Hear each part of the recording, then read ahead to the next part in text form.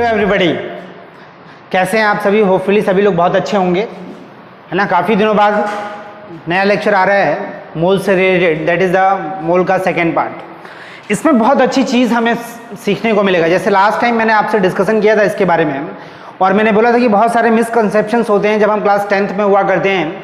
जैसे मैंने आपको बोला था सोडियम का मास जो होता है वो 23 होता है, तो बहुत लोग उसको ये कंसीडर करते हैं कि 23 क्या है, वो ग्राम है। इसका मतलब सोडियम का एक एटम का मास 23 ग्राम होता है। ये नॉर्मल बात में कर रहा हूँ, एक नॉर्मल बंदा अप टू 10th लेवल में यही सोचता है, हर किसी की बात है, ठीक है। फिर मैंने आपको एक और चीज़ बताई थी कि in the case of the chemistry, जैसे डेली लाइफ में हमारा 1 डजन होता है, in the similarly there will be the क्या, 1 मोल। डेली लाइफ में 1 डजन का मतलब 12 things, in the same way in the field of the chemistry 1 मोल का मतलब 6.02 to 10⁻23। इसके बारे में डिस्कशन किया था मैंने लास्ट लेक्चर में आपसे। अब आज बहुत अच्छी चीज़ निकल के आने वाली है, बहुत सारे कॉन्सेप्ट्स आने वाले हैं जहाँ पे हम क्या करते हैं, बहुत सही तरीके से नहीं जानते हम लोग। जहाँ तक मुझे तो ऐसा ही लगता था कि जब मैं पढ़ता था तो मेरे साथ ऐसा ही हुआ। मैं क्वेश्चंस तो सॉल्व कर लेता था, लेकिन एग्जैक्टली क्या है वो, what is that and how it is calculated, बहुत सारी चीज़ें थी जिससे मैं क्या था, पूरी तरीके से अननोन था, ठीक है ना। शायद आपको भी मज़ा आए, कुछ सीखने को मिले, इसीलिए बात करते हैं हम लोग, इसीलिए हम लोग भी मेहनत करते हैं, कुछ लाते हैं कि कुछ नई चीज़ आपको मिले, ठीक है। अब देखिए क्या होगा, मोल्स के बारे में मुझे बात करनी है आज, और मोल्स के बारे में मिसकंसेप्शंस की मैं कौन कौन सी 2-3 चीज़ें निकल के आने वाली हैं। जैसे बंदा क्या जानता है कि Na एवोगैड्रो नंबर 6.02 to 10⁻23 जो होता है, क्या वो हमेशा फिक्स होता है? तो हर जगह हम लोग अप्लाई तो ऐसे ही करते हैं और ये कंसीडर करते हैं कि वो फिक्स है, लेकिन मैं जब बात करूंगा तो आपको खुद लगेगा कि नहीं वो फिक्स नहीं है, that may be also change.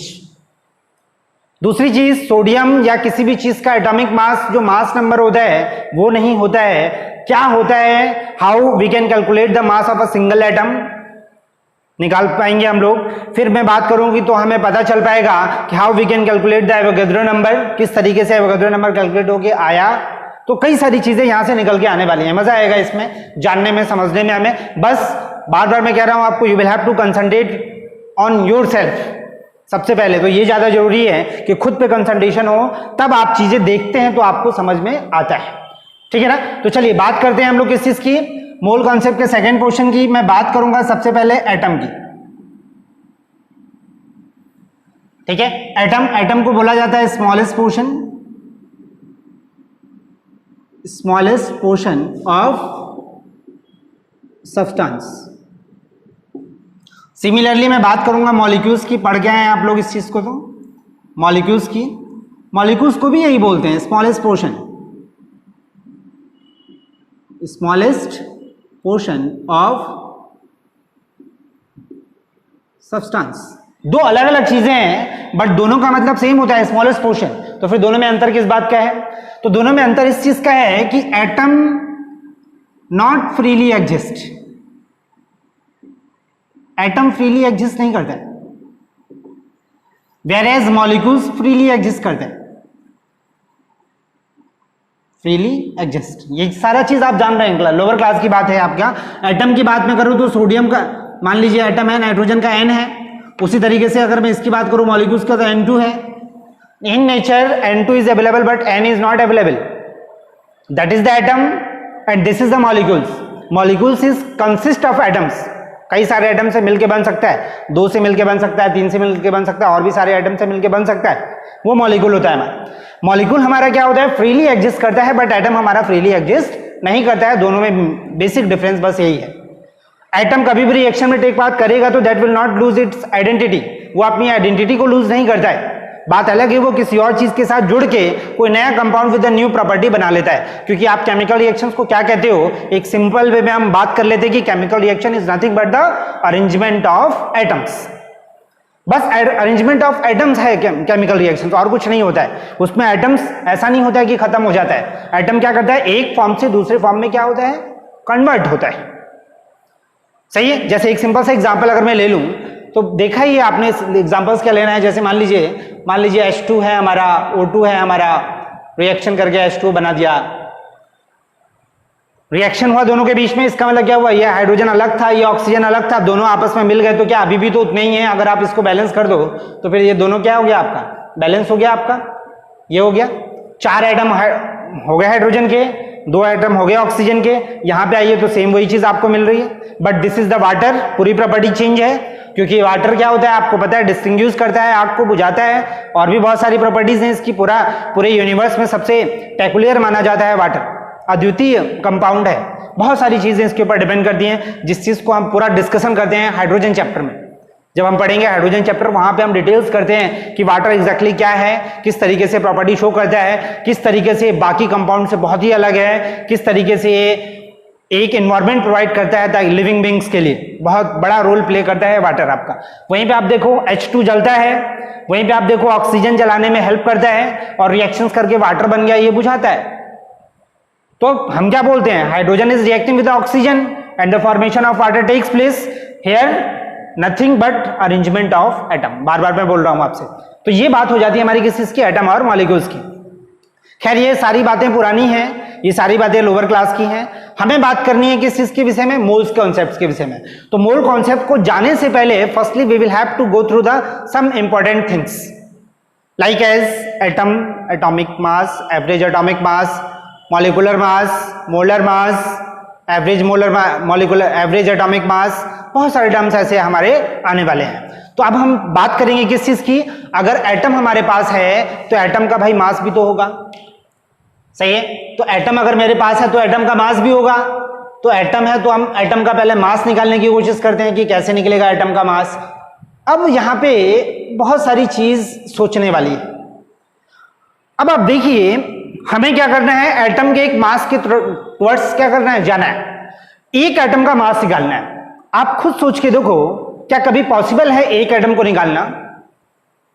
Have you ever think about this कि whether it is possible to have a single atom of anything, किसी भी चीज का एक सिंगल एटम निकालना पॉसिबल नहीं होता है, क्योंकि वो हमेशा क्या होता है, किसी ना किसी ग्रुप में पाए जाते हैं, या तो वो मॉलिक्यूलर फॉर्म में पाए जाते हैं, या तो वो किसी कंपाउंड में के फॉर्म में पाए जाते हैं। फिर एक बात फंसती है, कई बार लोगों ने मेरे से पूछा कि सर मान लीजिए क्या नाम है, सोडियम है, तो सोडियम का एटम तो सिंगल है, वो तो मॉलिक्यूल्स बनाता नहीं है, जो लैब में वगैरह में मिल जाता है हमें। हाँ तो सोडियम का एटम सिंगल है, बात सही है, बट वो सिंगल नहीं, वो ग्रुप ऑफ एटम है। मतलब आप एक छोटा सा टुकड़ा ले लो तो उसमें इनफाइनाइट नंबर ऑफ सोडियम होते हैं, तो आप कैसे कह सकते हो कि सिंगल है? इसलिए मैंने बोला कि it is not possible to have a single atom of any substance या एनी एलिमेंट, किसी भी एलिमेंट्स का सिंगल एटम निकालना पॉसिबल नहीं है, ठीक है। तो किसी भी एटम का जब सिंगल, किसी भी चीज का, एलिमेंट्स का अगर सिंगल एटम निकालना पॉसिबल नहीं है, तो भाई how it is possible to calculate the mass of a very atom? सोचने वाली बात है कि जब हम एक एटम निकाल ही नहीं पा रहे हैं तो उसका मास कैसे निकाल पाएंगे भाई? नहीं निकाल पाएंगे। उसके लिए बहुत सदियों तो ये प्रॉब्लम चलती रही। फिर वहां पे बहुत सारे साइंटिस्ट आए, आपको भी पता है, तो उन लोगों ने क्या किया, एक टेक्निक लाया, एक टेक्निक के थ्रू उन्होंने एटॉमिक मास को निकाल के दिखाया। जो चीज हम लोग पढ़ रहे हैं वही दिखाता हूं मैं आपको कि क्या हुआ आपका, कि क्या बोला गया, एटॉमिक मास, एटॉमिक मास। तो एटॉमिक मास में क्या बोला गया कि क्या ये पॉसिबल है कि एक एटम का मास निकल के आ पाए? तो आप बोलोगे कि अभी तो पॉसिबल नहीं है। क्यों? क्योंकि हम एक एटम नहीं निकाल पाते हैं, तो एटॉमिक मास कैसे निकाल पाएंगे? ठीक है। अब आप एक डेली लाइफ से बात को कोरिलेट करो। बार बार कहता हूं मैं, अगर आप कॉन्सेप्ट्स को स्ट्रांग बनाना चाहते हैं, लॉन्ग लास्टिंग बनाना चाहते हैं, तो you will have to be correlate the very concept with the daily life. आप डेली लाइफ से जब उसको कोरिलेट कर देते हैं ना, तो आप देखिएगा कि वो ज्यादा टिकाऊ हो जाता है। पढ़ाई का मतलब यही होता है कि टिकाऊ ज्यादा होना चाहिए। थोड़ा लेट में समझ में आए, समझ चलेगा, बट लॉन्ग लास्टिंग होना चाहिए, ठीक है ना। तो थोड़ा सा मैं कहता हूं कि क्या आपने कभी सोचा है इस बात को कि 1 kg आखिर कहां से आया? आप जाते हो दुकान पे, बोल देते हो मुझे 1 kg चीनी दे दो, चाहे दाल दे दो, वट एवर आप बोलते हो, तो वो क्या करते हैं, एक बटखरा रखते हैं, आपको तौल के दे देते हैं, आप भी चले आते हैं, उसका हिसाब दे देते हैं, आप पैसा दे देते हैं। लेकिन have you ever think about this कि 1 kg आखिर आया कैसे? तो 1 kg कैसे आया? तो इसके लिए क्या हुआ, स्टैंडर्ड यूनिट होती है हमारी, साइंटिस्ट ने पहले बता दिया कि इस चीज को हमें मान के चलना है कि 1 केजी इतना होगा, 1 केजी इतना होगा, तो अब वो ऐसा ही सिस्टम बन गया हमारा। अब हम क्या करते हैं, उसी 1 केजी की बटखरे के बराबर सारे बटखरे बना देते हैं, तो आज हम उसको उतना मानते हैं। अगर 1 केजी का बटखरा शुरुआत में जो दिया गया उसको अगर 1 केजी का उतना ना होके अगर बड़ा कर दिया गया होता तो आज हमारा 1 केजी का वैल्यू बड़ा होता। सिंपल सी बात है कि नहीं? तो कहीं ना कहीं जैसे वही बात है कि जैसे किसी का नाम रखा गया, तो नाम रखा गया तो कोई हार्ड एंड फास्ट रूल तो है नहीं कि नाम उसका क्या होगा, वो तो कह दिया गया, वो तो कह दिया गया, तो उस चीज को हम फॉलो करते आ रहे हैं। हम बोल रहे हैं कि वो घोड़ा है, तो अगर आज उस घोड़े को कुछ और नाम दिया होता तो आज हम उस नाम से जान रहे होते। Similarly in the field of the chemistry when we go through the atomic number, atomic mass, at that very conditions, वहां पे भी कुछ रिलेटिव्स माना गया। कुछ रिलेटिव्स माना गया मतलब क्या किया गया कि जिस तरीके से मैं बात बताऊं आपको कि ये मेरा हो गया, दिख रहा होगा आपको, तराजू है ना, इतना समझ में आता है आपको। यहां पे क्या किया गया, 1 केजी रखा गया, और यहां पे भी क्या किया गया, मान लीजिए चीनी रख दिया गया। चीनी को आपने यहां रखा, 1 केजी के बटखरे को यहां रखा, दोनों को देखा बैलेंस हो गया, दोनों का लेवल बराबर हो गया। दोनों का लेवल जब बराबर हो गया तो एट दैट वेरी कंडीशन क्या हुआ, हमने बोल दिया कि चीनी 1 केजी है। सही है? इसका मतलब ये हुआ हम रिलेटिव्स निकाल रहे हैं। हम क्या कर रहे हैं, चीनी अगर कितनी गुना नीचे जा रही है उससे हम पता कर लेंगे कि वो 1 केजी से कितना गुना भारी है। सिंपल सी बात है।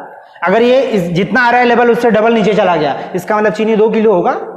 भाई 1 किलो है तो इसका डबल नीचे जा रहा है, इसका मतलब वो 2 केजी होगा। इसका मतलब रिलेटिव निकालना है।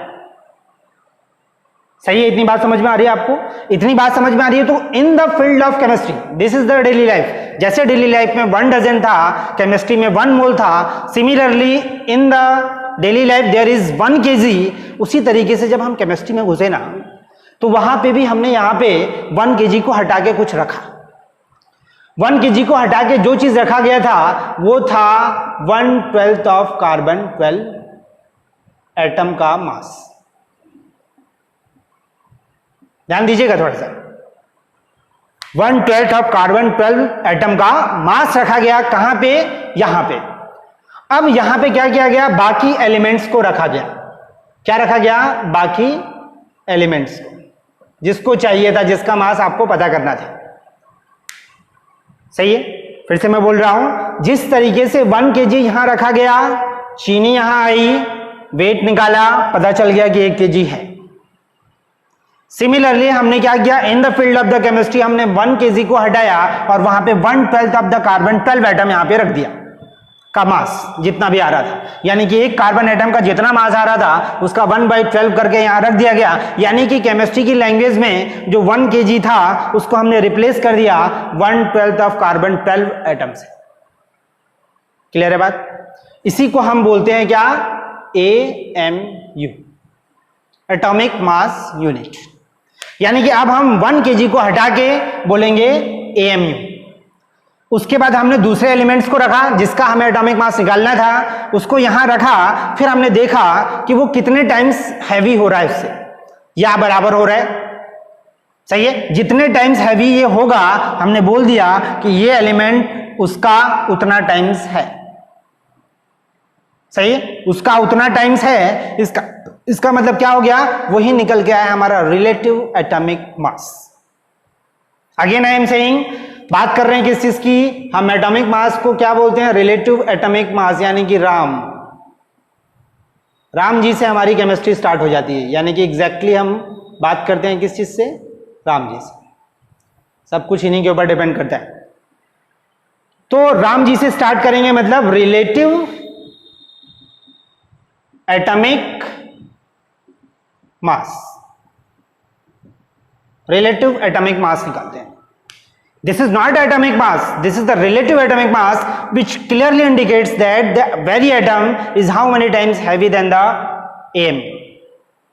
इसका मतलब क्या हुआ? अगर मैं बात करूं सोडियम की तो आपको लिखा जाता था 11 and 23, तो सोडियम अगर लिख देते हैं हम लोग क्या 23 AMU, ये जो भी आता है उतना AMU लिख देते हैं। इतना AMU क्या बताता है कि sodium is 23 times heavier than 1/12 of carbon 12 atom, ये बताता है। यानी कि इसी रिलेटिव एटॉमिक मास को आपको बुक्स जो पढ़ाती हैं वो एटॉमिक मास के नाम से पढ़ाती हैं। That is not the absolute mass of a single atom, always remember that.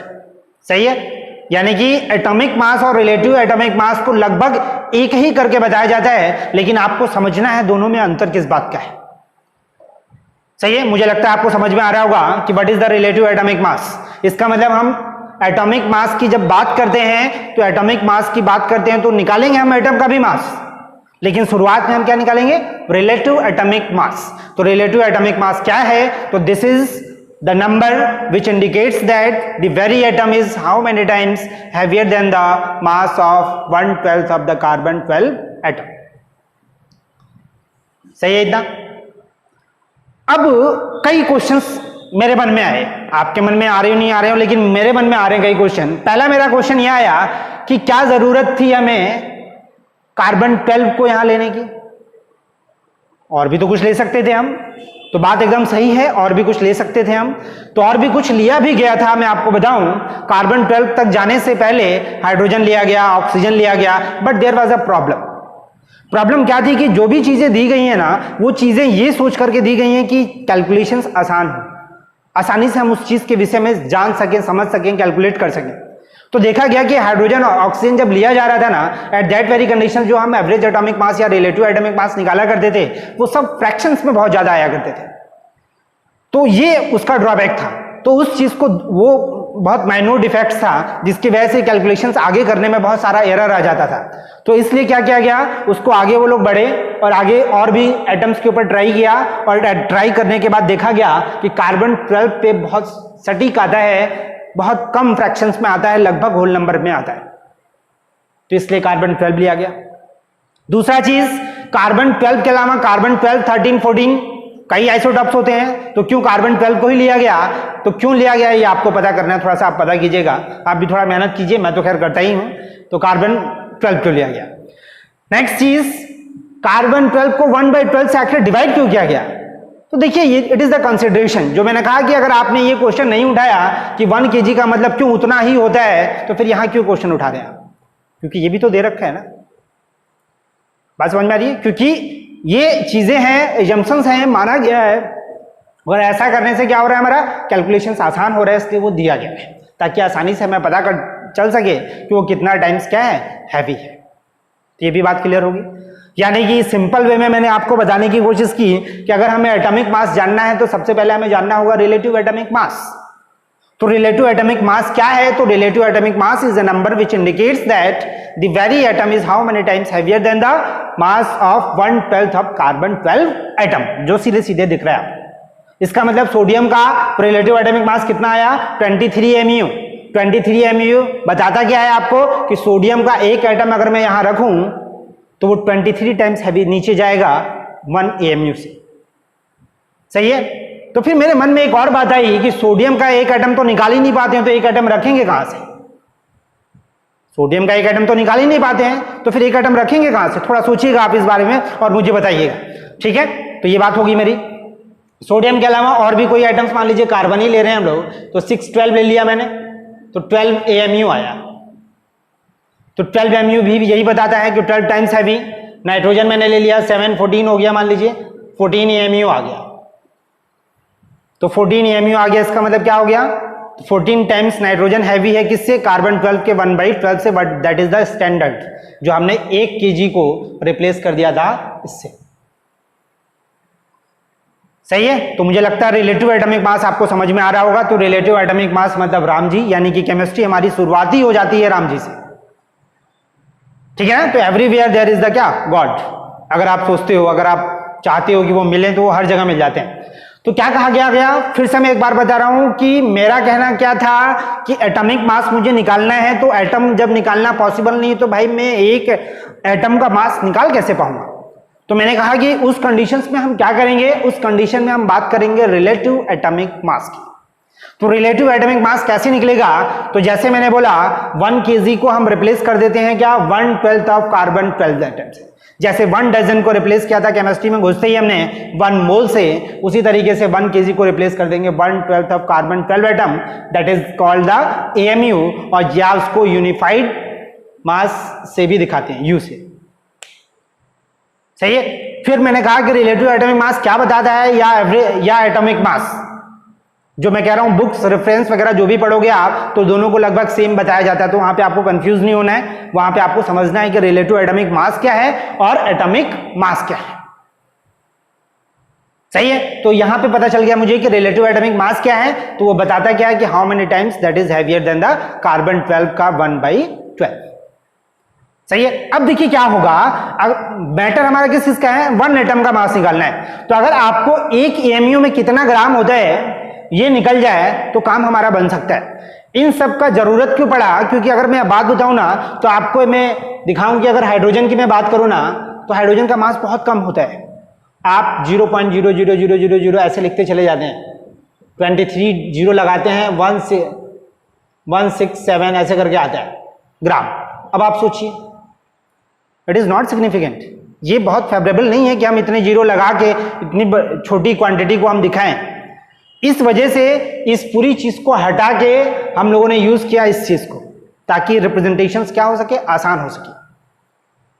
सही है ना। आप खुद ही सोच सकते हैं एटम बहुत छोटा है तो मास भी तो बहुत कम आएगा ना। मास बहुत कम आएगा तो आप देख लो एक हाइड्रोजन का मास इतना कम है, आप निकाल लो 23 टाइम्स जीरो लगाइएगा आप 16 तो कितना उटपटा है। मैं आपको बता रहा हूं साइंस हमें क्या करती है, किसी चीजों को आसान बनाती है ना। तो इसीलिए हम लोग क्या करते हैं, इसका यूज ना करके अभी देखिएगा हम कितने शॉर्टकट में इसको लिख पाएंगे और हम पूरा समझ पाएंगे कि क्या होता है। तो ये मेरा हो गया रिलेटिव एटॉमिक मास। अब रिलेटिव एटॉमिक मास के बारे बाद हम थोड़ा डिस्कशन करेंगे AMU पे, और जैसे ही AMU हमें आ जाएगा ना देखिएगा कितना आसान हो जाएगा एक एटम का मास निकालना। यानी कि एटम को हम निकाल भी नहीं पाते हैं लेकिन एक एटम के मास को हम निकाल लेते हैं कितनी आसानी से। ठीक है ना। चलिए अब मैं देखता हूं किस चीज को, एटॉमिक मास यूनिट को।